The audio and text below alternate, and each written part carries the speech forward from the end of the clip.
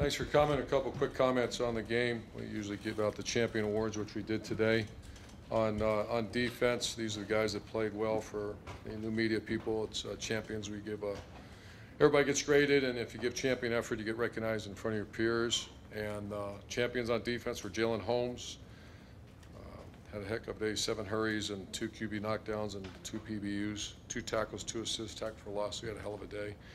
Nicky Bosa had 2 sacks, 4 QB hurries, and 4 knockdowns. Draymond Jones, 6 hurries and 1 knockdown, a tackle for loss. Sam Hubbard, 3 tackles, 2 tackles for loss, 2 sacks, 7 hurries, and 6 knockdowns.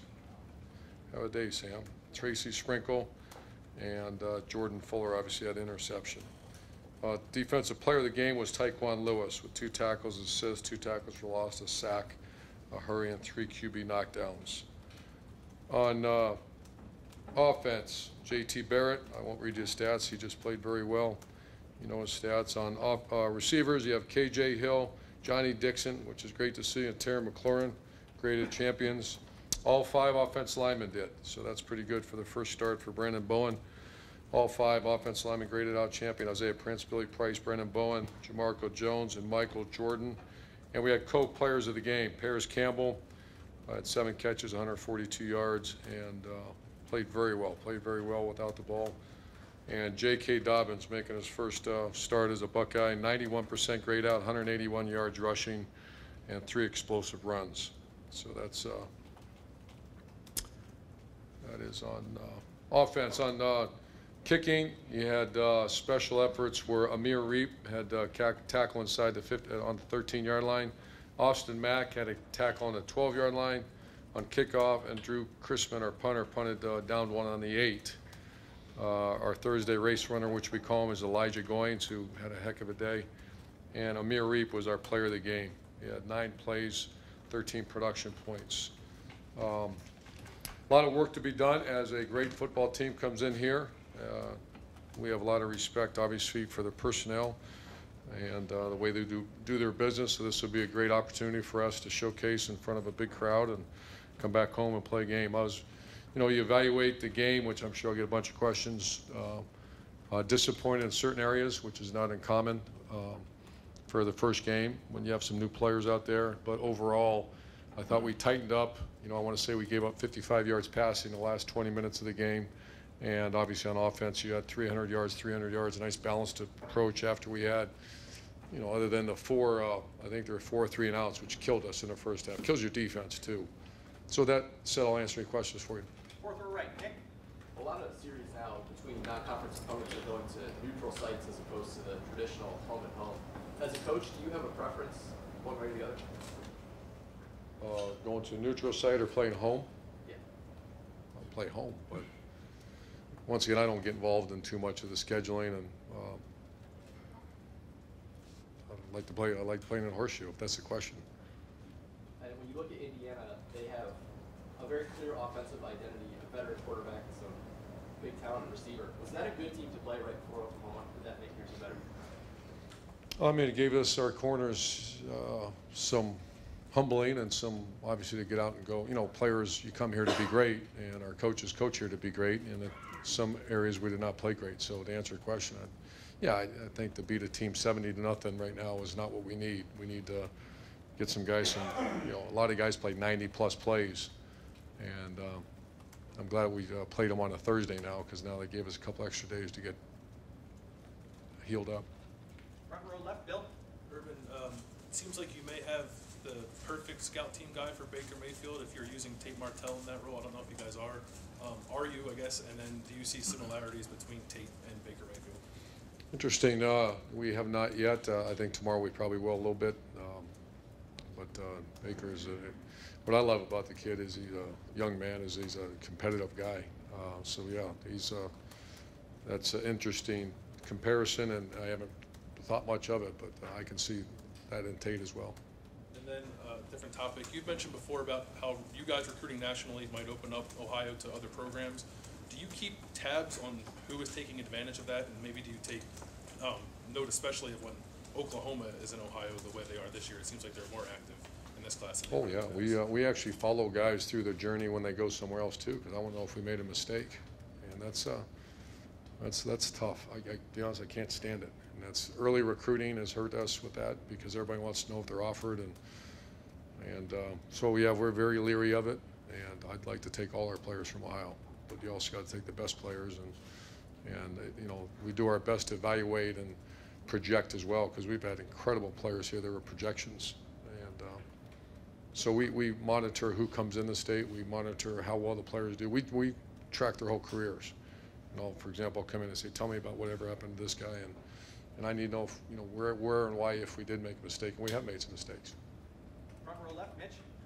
Urban, what do you know about Lincoln Riley? Is it more difficult to game plan against a guy like that who doesn't really have a coaching footprint yet? No, because they have the same coordinators on both sides of the ball, and I know Coach Bob Stoops very well, and you know, I know why he did that, because he thought he would carry on the same culture that he created, and so it's going to be the same Oklahoma team. Do you know anything about him, Riley? Just coaching against them last year, and we'll say what they did throughout the season. I mean, they had a great season last year. Front row right, Austin. To kind of follow up on that with Bob Stoops, you talked about your friendship with him a lot. Were you surprised that he stepped down? Had you had any conversations that you might have seen this coming, or since then, since he's moved on? Well, we've had a couple conversations since he's moved on, and I did not see it coming. However, you know, I just know how important family is, and I know he's a real guy. He's a guy that is a friend, and I have much respect for him over the years. So I'm really happy for him. Do you think there's any chance he could return? I mean, No, I don't know. with Lincoln Riley, have he ever been on your radar as a guy to work with, or in the past? I remember when, I believe it was East Carolina, he was a really good, you know, one of those hot names that you researched a little bit. I did research him a little bit, but obviously he's a great coach. Second row right, Bill. Coach, you mentioned Sam and Taekwon and the job they've done, obviously those stats in the pass rush, but what has impressed you about that defensive line's ability to help stop the run? Yeah, they negated the run against, at one point it was minus yardage, I think, going in the fourth quarter.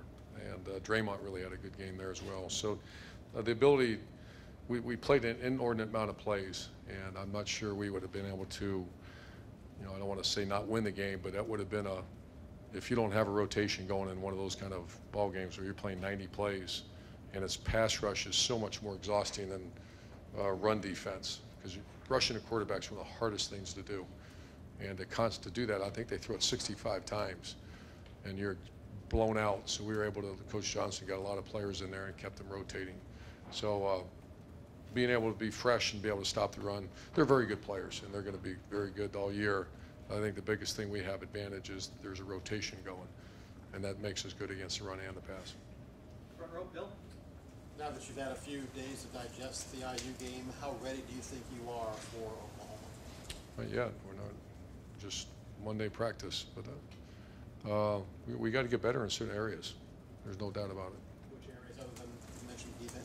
Yeah, I've already talked about that. You know, the obvious is we got to knock some balls down, and the one thing about IU, that quarterback was extremely accurate in that game. I told him after the game, that's one of the most accurate games I've ever seen a quarterback play. And the receivers made a bunch of great catches, and we got to knock some more balls away. So that's one area. And coming out the offensive line, we played well for a good majority of the game, but we had a couple, gave up one sack, I believe, and I was right. That was nonsense right at the end of the first half. But we didn't get the movement early in the game that we got later in the game. And I'm assuming that Mike Weber is going to be ready for this Yes. game. And how do you envision the rotation working at running back? I haven't figured that out yet. They'll both play, but we haven't figured the exact rotation. I want to see how Mike had a good practice today. He went full speed today. Second row left, Ari. Urban, last year you guys made an emphasis on recruiting the state of Texas, and you guys landed 3 of the top 6 players in the state, which is pretty impressive. Did you guys, I mean, Texas has always been an important state for you, but did you guys see that at the time there was some transition going on at Texas, and that there was a time where you guys might attack the most? And how important, I know that you guys have some Twitter campaigns about how important Texas is to you and stuff. How important is it moving forward, and how often do you encounter Oklahoma in that state too? Oh, sure. Texas is a big state for Oklahoma. I love Texas players, I always have. I don't know if we've had many misses in my entire career and from Texas. I mean, they're usually so well coached and, you know, tough guys. And Texas last year is one of those things where we throw out the net early in recruiting, like in spring recruiting, and you're going to gauge people's interest. You know, there might be a great player, but he, you know, just has zero interest to leaving home. We just happened to throw the net out like, whoa. You know, we had some, just like Wyatt Davis. We didn't pinpoint Wyatt Davis. We threw the net out of the best players in America. And if you get the response back, hey, you know, I always ask a question, what's your interest in Ohio State? And I can usually tell within 16 seconds if it's, you know, well, it's, you know, the Wyatt Davis, that's my dream school, and I'm very interested. There you go. And the same thing with Okuda, Baron Browning, and J.K. They were very interested right from the jump. When you look at just the success that you've had, obviously, did you guys go into that last year knowing that, hey, this is the time to strike, there's some turnover going on at Texas, coaching, you know, we You might kind of monitor that, but it's more the kid, the player, because we've had great success in Atlanta and Georgia sometimes, or Florida sometimes, or programs aren't struggling. It's just that young man might have an Ohio background. You know, J.K. loved our offense right out of the get-go. I mean, he was ready to commit at the minute we said hello to him. It was one of those deals, and we just had to make sure. I said, who's this? And then it turned out all right. And one last thing that's a little bit Good recruiting there. Another recruiting question. No, I actually have. How long are we going to go here? We're going to go I long. wish we could go all day, to be honest. But I have a question about Denzel Ward. Obviously, Denzel has been a pretty big part of your guys' defense, and if you look at a lot of the pre-NFL draft boards, a lot of scouts really like what he's doing. I was wondering, for as good of a game as he did play, I think there are times where he's matched up with players that are half foot taller than him. How can a great player overcome his height disadvantage at times? And is there like a certain, you know what I mean? Because that's Sure. that's That's been one of the taken dilemmas. Everybody wants a 6'1" corner. There's not many of them out there. We were you know, we had Eli, we had Marshawn and Garyon were all the long corners. Denzel is, you know, he's not that small, but you have to be exceptional in technique. It's no different than a receiver. How do you overcome? Everybody wants a 6'4" receiver. Well, KJ's not 6'4", so what does he have to? He has to overcome it with incredible technique, and obviously, you know, the vertical jump to be able to knock a ball out of a. And then we practice the heck out of that, and that's much, you know, that's much more difficult. Can be done though. Excuse me, sorry about that, Coach. Front row left, Doug. Urban, Lincoln Riley, a young coach from the offensive side of the ball. When you were a young head coach, what is the difference then and now? How much you're involved in the nitty-gritty X and O game planning stuff, as opposed to maybe when you get more established in career and it's more about culture and all that stuff? How big of a difference is it? And if there is a difference, do you miss that at all? Yeah, great question. I take a little offense to that young coach thing, but we'll discuss that later, Doug. That's a great question. As you were talking, I was starting to think back that, you know, I was a nut job when I first started. I was involved in defense, offense, kicking, calling everything, doing everything, and I probably screwed up people more than helped them. So I think I've learned just maturity with age, and I've been hired an experience, and you know, the more quality coaches you can hire and get your hands on, the less, you know, you kind of you hire guys to coach. So it'll be interesting to watch a young coach like that, to see his development, if he'll remain the play caller down the road. And you know, I've seen it work both ways. I've seen where that starts to take away because you don't get to know the defensive players. So my way of doing that as I continue to grow in my career was coach of special teams, because that way I get offense and defense, and you know, I can get to know our players. You know, I worry about if I'm coaching the quarterbacks and I'm coaching offense, which I kind of did at times, and I failed other areas. So it'll be interesting. We talk with you about so much stuff. I don't know how much we talk with you about just like offensive game plan. You know, we're talking about culture and, you know, 4 to 6 A to B and all that. How much do you like that part of football? Well, I hear people say that, you know, I have colleagues that have been head coaches and they don't like the other part. I actually like that as much or better. The culture, the strain, the 4 to 6 A to B, the mantra of the week, those type of things. And I think I'm probably better at that, or I'm not better, but that's something that's why Coach Mick and I are so knee deep in our team, because every team's different, every week's different, every day's different. So, the great question, but I'm still very involved, obviously, but I'm more involved, or I like that other part as much as anything. Okay, and then I wanted to ask about JT. Tom Allen after the game said They dropped a lot of people, covered with 8 a lot, because when you have a quarterback, it's not an accurate quarterback, that's what you do. What does JT have to do to overcome that if teams are going to do that? They're worried about your speed. You guys showed that. But if they think JT's not that accurate, what does JT have to do? Improve his accuracy. Okay. And I know that. Oh yeah, he was. He had a very good day Saturday. You know, if we catch a couple more of those balls, which they were right on target. I don't know how many drops we had. I know one big one, and I want to say there was 1 or 2 others that we could have come down with. So, yeah, he's a very accurate passer. And I made this comment when the accuracy of a quarterback has to do with the timing and relationship he has with the receivers. If he's expecting a receiver to come back to me and the receiver goes there, and it may look like the quarterback's fault. And that's what happened the last couple. We've had, you know, some accuracy issues with JT, but also the receivers. Much better now. We've got time for 2 more. Back row left, Bill. Urban was so when you said you wish you had hit more deep balls, was that obviously it's not always on the quarterback, but I do remember the ball pass overshot in the end zone. You know, how much does JT have to shoulder on that? He shoulders it all. If you guys know JT's, you know, probably not like I do, but JT shoulders it all. But you know, we're shooting. You shoot for 60% efficiency by the quarterback on accuracy on deep balls. That's Ryan Day brought that to us, and I've researched it, and that's what we try to accomplish. And he was higher than that on Saturday, and he's been higher than that. So receivers got to make plays for him as well. So he shoulders a lot. You know, you're the quarterback. You're going to shoulder everything. And final questions, Tim, front row. Yeah, Urban, can you enlighten us at all on the Eric Glover-Williams departure in any respect? Insubordination, what was the cause for it? School conduct issue.